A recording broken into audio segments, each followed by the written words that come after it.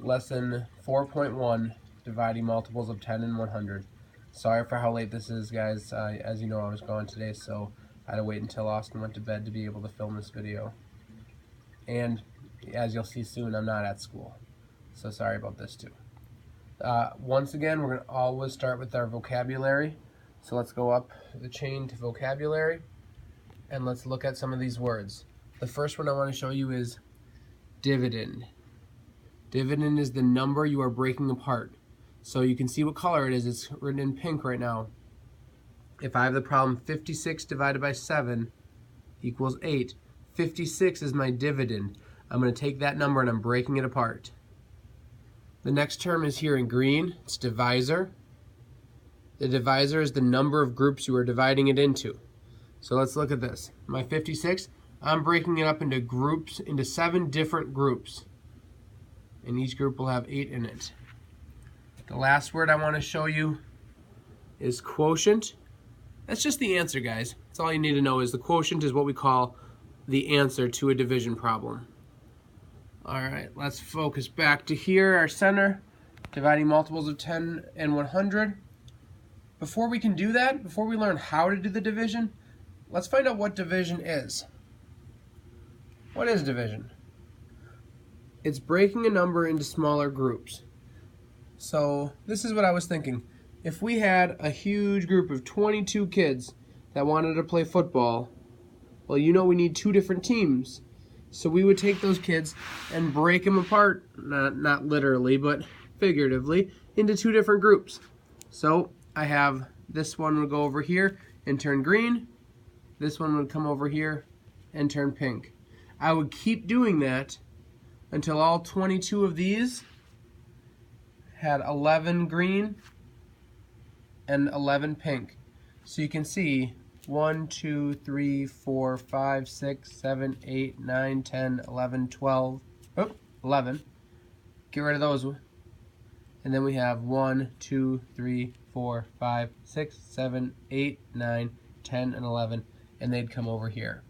So I'm taking this whole group and breaking it into 2 different parts. So what division problem would that be?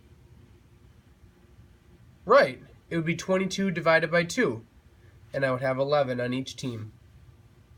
Now let's go back and let's look at how to divide. So this is what we do. I like to think of division as a series of all of the operations: division, multiplication, addition, and subtraction. And let me show you what I mean by that. Before I do that, let me back up a second and say, anytime you see a division problem, 96 divided by 3, and you have to solve it, I want you to do this. I want you to convert it to the bottom picture. In there you can see the 96 is inside the house or inside the box, whatever you want to call it. That is where we put our dividend. You go back over here, our dividend is that first number. That's going to go inside the house. So in this case it would be 96 is on the inside. Now this next box right here, this is really important. If you look at the in orange, that stuff's what's not changing. And in pink is the stuff that changes in each box. So let's look at this first box right here. I have 96 divided by 3. So I'm really only concerned about 9 divided by 3. And I put that up here. So there's my division. Remember I said it was a series of multiplication problem, or a series of all of the operations? Well, now watch me use multiplication.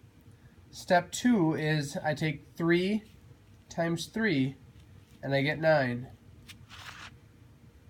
Step 4 is I subtract 9 minus 9, get 0.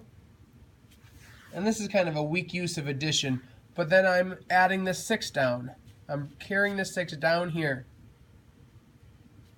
Now I take 3 and I divide again. How many times can I divide it into 6? 2 times. And I put that answer up there. So my answer is 32. Notice one thing.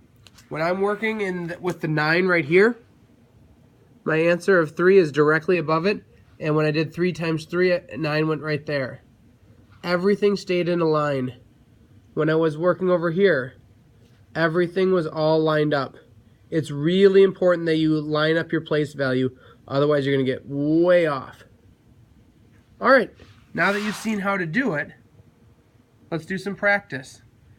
This is a point you might want to pause the video with this picture and copy down this this series. This shows you step by step how to do it. All right, let's look at these 5 problems. Write these 5 problems down and then pause the video and see if you can solve them. All right, that didn't take too long. Let's look at the first one, 32 divided by 8. We had 8 goes into 3, or I'm sorry, 3 divided by 8 is 0. So then we do 0 times 8 is 0. 3 minus 0 is 3. We bring down the 2, and now we look at 8 goes into 32 4 times. So my answer for that is 4. Number 2 was 630 divided by 7. So I take it and look at this. 7 goes into 6 0 times. 0 times 7 is 0. 6 minus 0 is 6. Then I bring down the 3. 7 goes into 63 9 times. 9 times 63 is 63. I'm sorry, 9 times 7 is 63. 63 minus 63 is 0. I bring down the other 0. 7 goes into 0 0 times. So that's how I got my answer of 90. Remember, if you know the fact that 63 divided by 7 equals 9, if you notice, we added a 0 on here, so I can add a 0 on to my answer. That's the same pattern that we had for multiplication. In fact, if we go up and look at it, I made a little box up here. 8 divided by 2 equals 4, so therefore 80 divided by 2 equals 40, and 800 divided by 2 equals 400.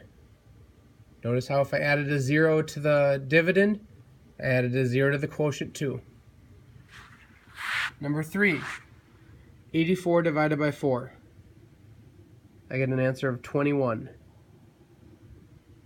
56 divided by 2. I get an answer of 28.